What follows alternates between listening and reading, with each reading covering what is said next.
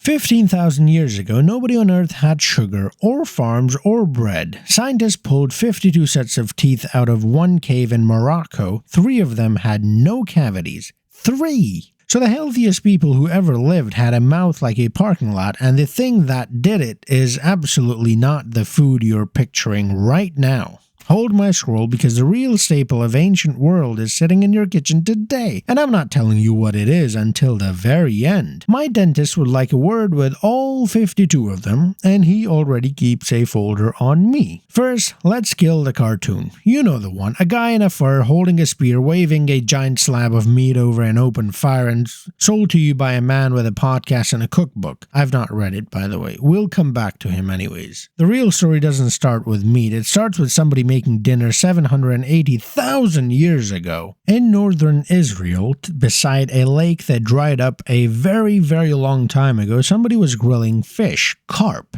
Big ones, and here's the part that genuinely gets me. It wasn't us. Our species didn't exist yet, so some earlier cousin was standing in a swamp with a fire going hundreds of thousands of years before anybody thought to invent us. In a cave in South Africa, there's burnt bone and ash that might reach back 1,000,000 years. So the kitchen is older than human. That's a sentence I would very much like to take back, and I can't because it's true. And fire changes absolutely everything about food, because raw stuff fights you the whole way down and cooked stuff gives up on contact. Heat is a cheat code that does half of your chewing before the food gets anywhere near your mouth. Researchers keep arguing that cooking is exactly why our guts shrank and our brains grew, so your ancestors basically traded stomach for skull. Hold that thought, because there's a group of our cousins and a reputation for eating nothing but meat, and we scraped their teeth. They were lying. To find out what anybody actually ate, you have to go to the grimiest place on the entire body, the teeth, or rather the gunk sitting on them. Plaque hardens, and if you give it long enough, it turns into an actual rock. That rock traps crumbs from every meal a person ever ate, and it holds on to them for tens of thousands of years. Your dentist scrapes it off and drops it in the trash, and scientists fight over it in a lab. We scraped the plaque off 2 Neanderthals and found 2 completely different diets.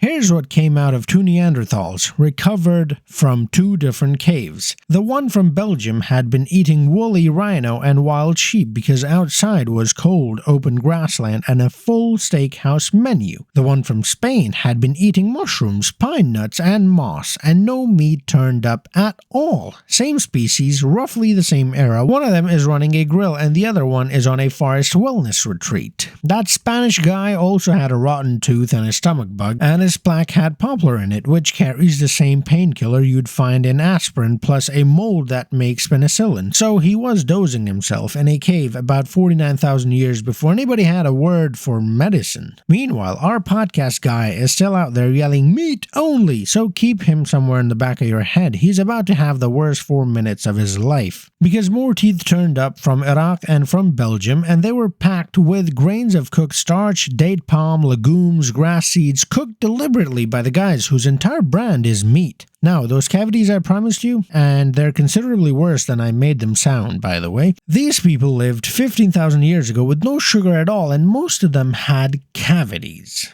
Inside that cave in Morocco, researchers went through 52 sets of adult teeth, all of them around 15,000 years old. More than half of the teeth were rotten, and out of 52 people, exactly 3 had a clean mouth. Cavities were supposed to be a farming problem, a sugar problem, a modern problem. Those people beat farming to it by several thousand years. So what did it?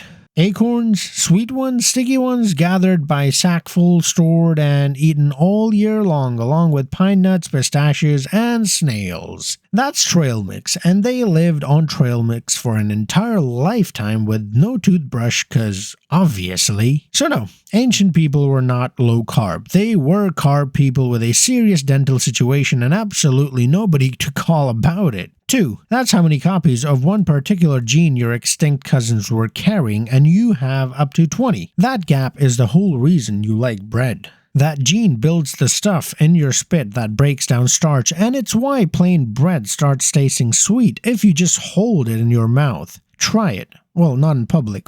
Your saliva is a tiny factory, and starch is easily its favorite shift of the week. And copies stack up, so more copies mean more enzyme, and more enzyme means more starch your body handles without complaining. Here's the part that got me. Hunter-gatherers from 45,000 years ago carried between 4 and 8 copies, and that's before farms, before weed, before anybody had deliberately planted a single thing. So the body you're sitting in was tuned for carbs long before agriculture existed. Your mouth was ready for pasta roughly 44,000 years ago, and you'd assume bread showed up with farming. Well, it didn't, and it beat farming by 4,000 years. The oldest bread on Earth is 14,400 years old, and nobody had invented farming yet. At a site in Jordan, out in a desert made of black volcanic rock, researchers dug 24 burnt crumbs out of 2 ancient fireplaces. Flat bread, 14,400 years old. Wild barley and oats grounded down, sieved, kneaded, and baked. That isn't a snack somebody stumbled into, that's a recipe. And nobody farmed anything for another 4,000 years, so somebody wanted a sandwich so badly enough that they went ahead and invented the difficult half first. Think about what that job actually involves though. Wild barley isn't food when you pick it. So somebody had to strip it, pound it, sieve the husks out, work the flour into dough, and then bake it over a fire. Hours of grinding for one flat loaf. Nobody does that for fun, and nobody did it for fun. They did it because bread keeps, and in a world where dinner was never guaranteed, a food that survives 3 weeks in a bag beats a fresh steak every single time. And that's the actual rule of ancient eating, not protein and definitely not purity, energy, and storage. We've even opened one of these stomachs. Otzi, the man they found frozen in the Alps 2 miles up with an arrow in his back, had a final meal that was roughly 46% pure animal fat, mostly wild goat, eaten in a serious hurry. Ultra caveman behavior. It also had wheat in it because even the poster boy for the meat diet packed a grain. Okay, so back to the beginning, the thing that is in your kitchen. Here it is. Honey. Among the Hadza in Tanzania, who still forage today, honey can hit 15 to 20% of everything they eat in a day, and in a good season, it beats meat, not as treat, as a food group. So grown men climb enormous trees into a cloud of furious bees on purpose for dessert. Because obviously. And when things got genuinely bad, they didn't hunt harder, they dug. Tubers are the least popular food on the whole menu and easily the most reliable one, so they're the fallback, the ancient equivalent of plain rice at midnight. So think about your last properly awful day. You didn't want a salad, you wanted something sweet, some starchy, some dripping in fat. That isn't weakness, because that craving is older than your species is, and you didn't build it. You inherited it from a guy up a tree covered in bee stings. Early humans ate fat. They also ate fat, moss, mushrooms, acorn snails, bread, and a frankly unreasonable amount of honey. There was never one single diet. There was whatever the forest, the coast, or the ice handed you that particular week. Which brings us back to the podcast guy, because he's selling you exactly one caveman. There were thousands of them, and most were covered in bee stings with a mouthful of holes. Alright, I've made my peace with that. My dentist, however, has not. You just held my scroll for the entire length of this video to learn that ancient people were completely obsessed with dessert. Worth it? I think so. Drop a like if your teeth started hurting somewhere around minute 4. Tell me in the comments which cave you'd survive in, the rhino one or the mushroom one. And subscribe, because next time we're finding out what early humans got up to at night, and that one is somehow worse. Until then, hold my scroll and give it a gentle stroke as well.